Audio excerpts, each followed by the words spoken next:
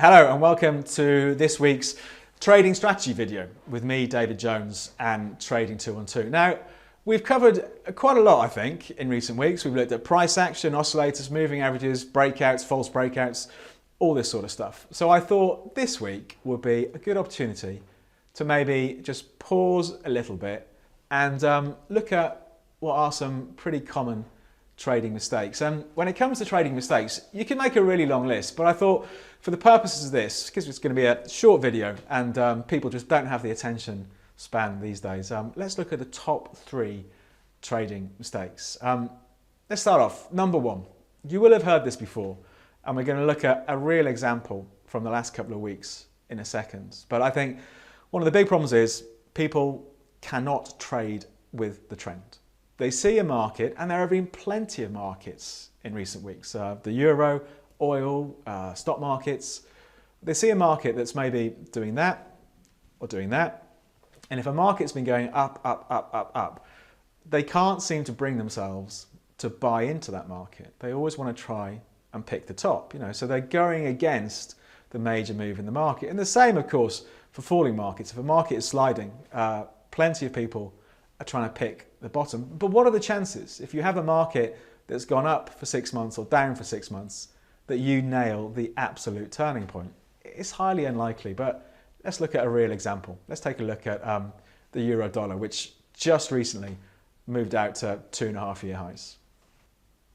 There are so many markets we could pick at the moment when it comes to looking at trends, but let's go with euro dollar because it hit a 2.5-year high last week, and data shows that with some brokers, something like 70% of clients were selling short the euro.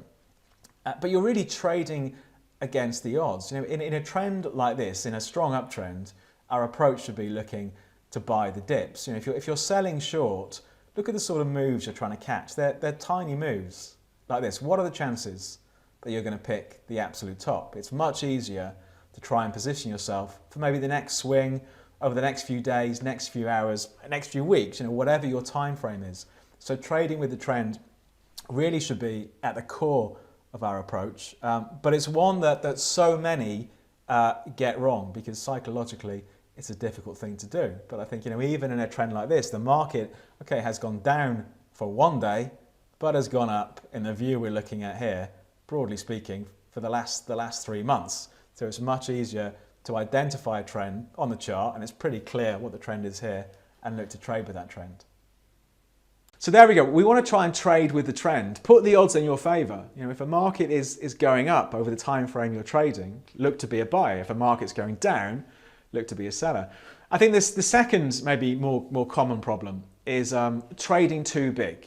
People might open an account with, let's say, £1,000, €1,000, $1,000, whatever it is, but they risk far too much on any one trade. And if they do a trade where they're risking losing 250 euros, pounds, dollars, whatever it is, that's a massive risk compared to the size of the account.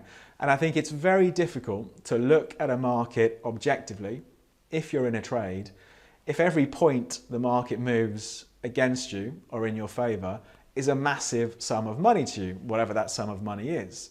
So I think we need to trade at a level where we're not obsessing about every small point move in the market. So I think it's a really important part of trading. When you start off, and even if your account grows, think, well, look, am I really comfortable with the level of risk I'm taking here? Because if you're not, then every time the market moves a little bit against you, you'll be panicked into maybe making bad decisions, getting out of the trade too early, or setting your stop loss too tight.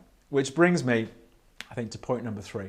I think the third, maybe the most common mistake, maybe in there with trading against the trend, the most common mistake is, I think, when it comes to setting stop losses. First of all, if you're not setting a stop loss, you're just hoping the market is going to go in your favor. You don't really have a strategy for getting out if you're wrong. And that's a real issue. If you can't admit you're wrong, that's a real problem when it comes to trading. But let's say you do use stop losses. You're sensible. And you think, I am going to use a stop loss on a trade. I think probably the most common mistake when using stop losses is setting them far too tight to where the market is trading. And we're going to look at a great example in a second for this. So you don't even give the trade time to work in your favor. You're so worried about losing on the trade you're not even giving it a chance to be a winner. So to see a real example from last week, we're going to take a look at the price of oil.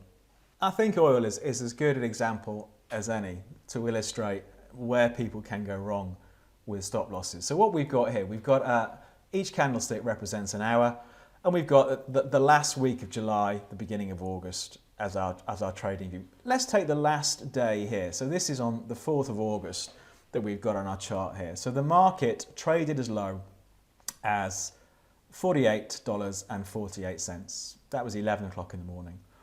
The high for the day was $49.61. That's at 7 o'clock in the evening, UK time. So the market has travelled through $1.13 of range, so 113 points of range. And that does suggest that's a pretty typical day, I think, for the price of oil. Looking at the last week, clearly we had a big day there, but typically, a 113 point move is not an unusual one for the price of oil. But plenty of people will try and trade a volatile market like this with incredibly tight stops. Let's say you're trading it, you're buying oil somewhere, and you're using a 10-point stop, a 15-point stop, a 20-point stop. What are the chances you've got it right? Chances are you're going to get stopped out just in the noise of the market, so you're not giving your trade time to work out. And if you're buying in here because you think it's going up and using a 10, 15-point stop, you're almost asking the market to stop you out, because this is on a day where the market moves through 100 points. So I suggest we need to give some thought to the size of our stops. Don't be afraid to use wider stops and trade a little bit smaller, and set them in logical areas rather than just buying or selling randomly and hoping the stop works out. For example, it's always easy to look at these things in the past, of course, but we've talked about setting stops before. In the early morning, so between 8 to 11 o'clock, we saw the market, the price of oil, come back down to about $48.50, $48.60. And over the previous couple of days, you can see it here and here and here and here. Whenever we've seen the market dip down to sort of $48.30, $48.50, we'd see the buyers come back out. So if we're buying in here somewhere, a logical place to have our stop loss is the other side of these old lows. So it might mean if we're buying at $48.80, our stop is going in, 60, 70 points away. But if we're looking for a bigger move, who cares? We're giving the market time to prove us right rather than setting a stop loss that's just going to get taken out during the normal noise and normal trade of the market throughout the day.